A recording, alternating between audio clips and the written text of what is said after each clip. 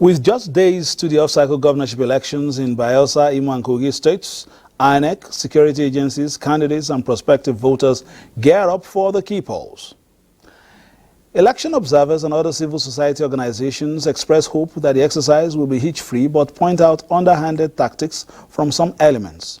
Also on Political Update today, Labour Party presidential candidate has his say on Supreme Court judgment. Presidency dismisses his claims. We have these and more on our lineup. I am Fisai Ogunfuyi. Welcome.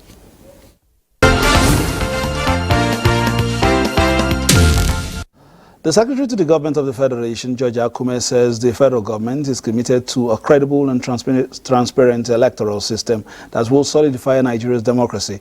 The SGF states that this at an inauguration of the stakeholders meeting on policy oversight for electoral integrity in Nigeria. Gathered here are representatives of stakeholders, including election management bodies, carefully selected to identify gaps and lacuna in the country's electoral system. Secretary to the Government of the Federation, George Akume, assures that the nation will deploy technological tools for effective, credible, and efficient electoral process, urging the group to work together to uphold the principles of free, fair, and transparent electoral system. Our primary objective would be to scrutinize our existing electoral legislations, endeavor to identify best practices that will serve as guidelines for free, fair, and more transparent elections. Rubbing our minds together will sharpen our mastery in managing the electoral processes. Technology had revolutionized electoral processes in other climate and culture, rendering the outcome free of human interference, and would welcome such progress in improving the conduct of our election in our country. The inaugurated team promises workable solutions and suggestions that would strengthen and revolutionize the nation's electoral process, thereby deepening democracy. Voter education is critical to our electioneering process. We'll be coming up with strategy on how we can integrate all the top government organizations that are involved in public enlightenment. The Office of the Attorney General of the Federation, Federal Minister of Justice, and the diplomatic communities were also represented. And on the 2023 presidential election, presidential candidate of the Labour Party in the 2023 general election, Mr. Peter Obi, says, having exhausted all legal means to claim the presidential seats, himself and his running mate and the party will play the opposition role in the present administration. Addressing a world press conference in Abuja, Mr. Obi insisted that the result declared by INEC in the election and the judgment of the Supreme Court were at variance with public opinion. He noted that having previously benefited from a ruling of the Supreme Court on election matter, he has decided to express his disagreement with the decision of INEC, Presidential Election Petition Court and the Supreme Court, at least for record purposes. We in Labour Party and the obedient movement are now effectively in opposition. We are glad that the nation has heard us loud and clear. We shall not expand the confines of our message of hope to the rest of the country. We will meet the people in their places where they feel pain and answer the needs for hope.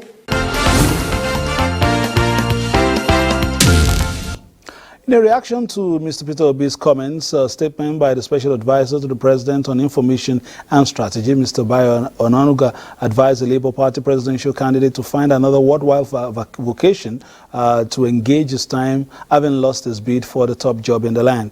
The statement posits that the former Anambra State Governor should rally support for President Tinubu in his determination to lead a new era of prosperity, inclusive governance, and economic growth in Nigeria, further stating that Peter Obi and the Labour Party should play the role of opposition without fanning the embers of divisiveness in the polity.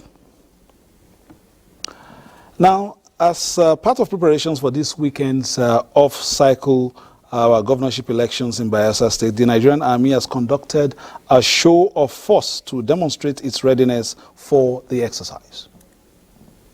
The show of force carried out along major roads in Yenagoa and Ogbia local government areas of Bayelsa State by the Nigerian Army and sister security agencies including the Federal Road Safety Corps, FRSC, is to send a message of assurance to citizens of the readiness of security operatives to protect them and ensure a peaceful atmosphere for credible governorship elections in Bayelsa State. General Officer Commanding 6th Division, Nigerian Army, Land Component and Commander Joint Task Force South-South Operation Delta Safe, Major General Jamal Abdul Salam speaks on the essence of the exercise. Sense of show of force is to warn those that need warning, to reassure those that need to be reassured, and also to comfort those that need to be comforted. So the essence of this exercise is just to send a signal to everybody that we're here and we are ready. The exercise, according to him, is also a strong message to those who might want to make trouble during the election to perish the thought. Indeed, we are aware of areas that are flashpoints for, during and after elections, and we have made adequate plans to tackle those issues when they come. No Nigerian will be harassed. We will not allow that. That is our own part of supporting democracy. It's just 4 days and counting down to the off-cycle elections in Bayelsa, Imo and Kogi states. It saw systems go for many of the agencies that would be deploying men and materials to the states that we have mentioned already. And joining us is former INEC Director of Voter Education and Publicity, Mr. Nick Dazang. Thank you for joining us, Mr. Nick, as always. With less than 4 days to D-Day in Bayelsa, Imo and Kogi, what is expected of INEC at this stage? Thank you very much. I think by today, I expect that INEC will now be distributing the sensitive materials from the vaults of the CBN across the 3 states. I would have expected that by now all the non-sensitive materials would have been distributed. All the trainings concerning ad hoc and regular staff would have been carried out. All the engagements with critical stakeholders like the security agencies, the media, civil society, the political parties would have taken place. I have it on record that all these engagements had taken place between these critical stakeholders and the Commission. So we are at the verge of conducting these elections, which to me crucially important, coming hot on the heels of the conduct of the 2023 general elections, which were controversial and which immeasurably affected the image of the Independent National Electoral Commission, INEC. And this is an opportunity for the Independent National Electoral Commission, INEC, to reclaim the high standing it had before the conduct of the 2023 general elections. This is also an opportunity for it to ensure that all the innovations that it introduced, the bimodal voter accreditation system, BVAS, and the INEC results election viewing portal, work seamlessly as the ANEC chairman, Professor Mahmoud Yakubu, has assured Nigerians and critical stakeholders. And this is also a moment and an opportunity for ANEC to overcome the kind of logistics challenges that we saw or which visited the conduct of the 2023 general elections. Recall, Fisayo, that during the conduct of these elections, particularly in the conduct of the presidential election, ANEC had severe glitches with uploading polling unit results on the IREF. By the same token, also, INEC had a lot of challenges with its logistics, even in the FCT.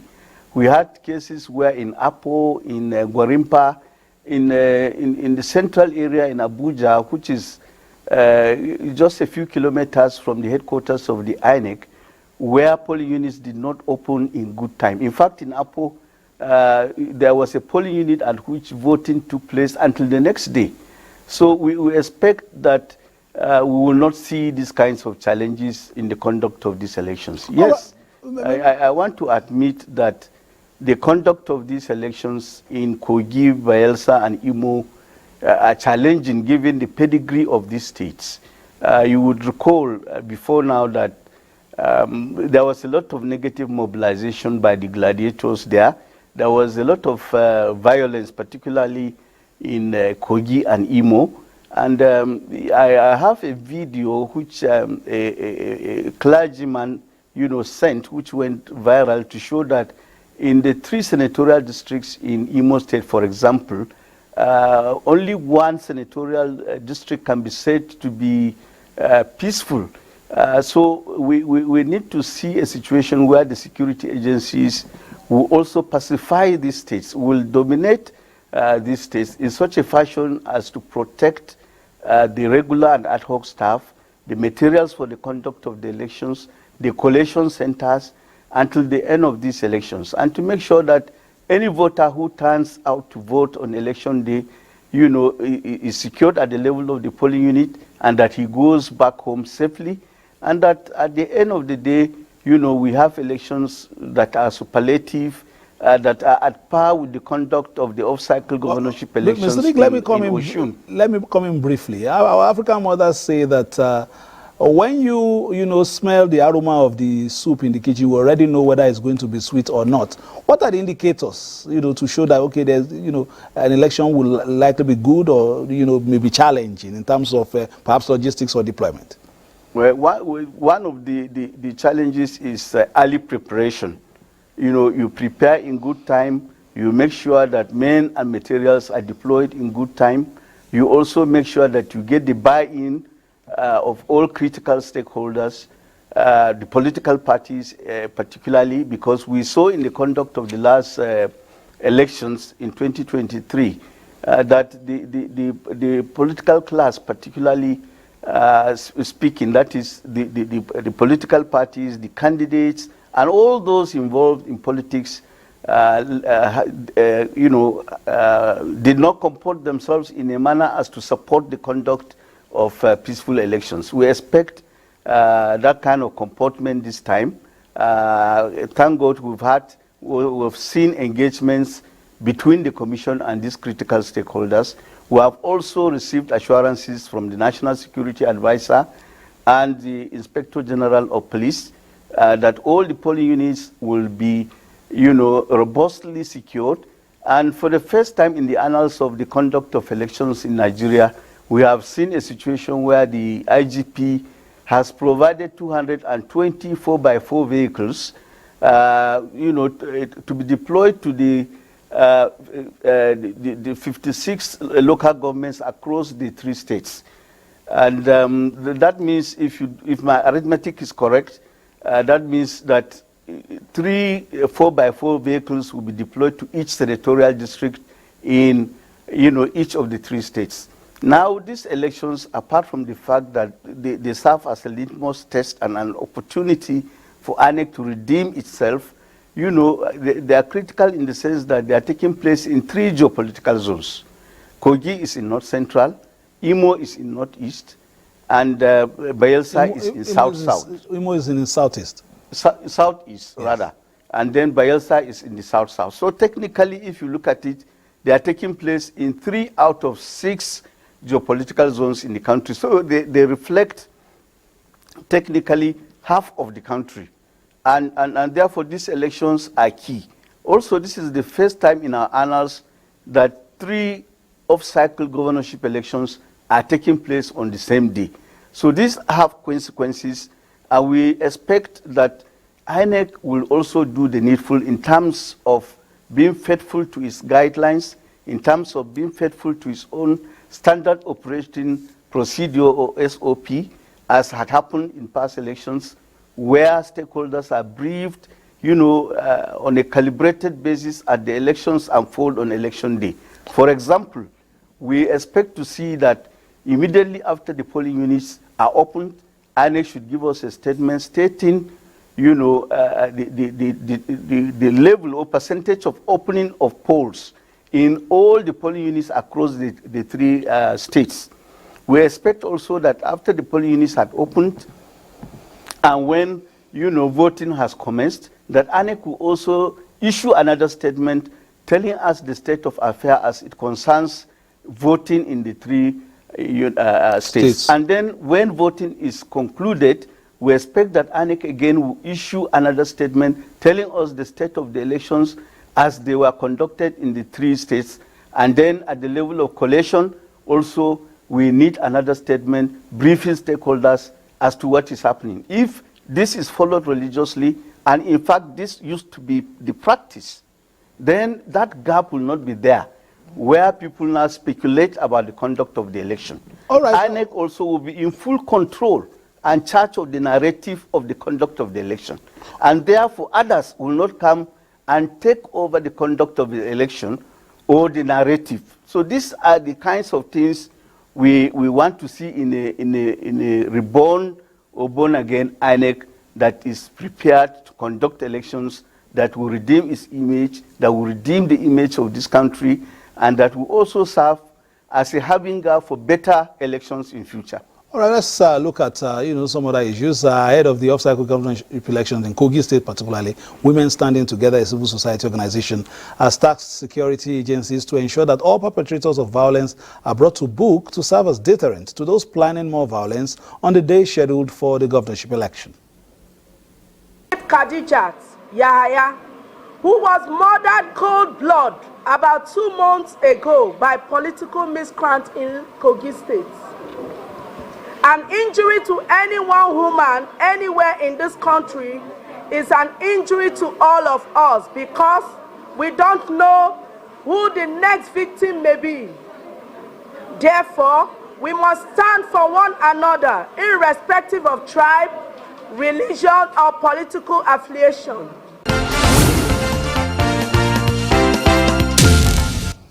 All right, it seems as if Kogi particularly is one that is raising a red flag as far as, the activities running up to elections are concerned. But let me take this next story, then we'll come and close shop on your expectations concerning Saturday. Now, the Court of Appeal sitting in Abuja has reserved judgment in the main appeal filed by the governor of Kano State, Abba Yusuf, challenging his removal from office by the Governorship Election Petition Tribunal and other cross appeals in the matter. Before the Court of Appeal are the main appeal and 3 other cross appeals.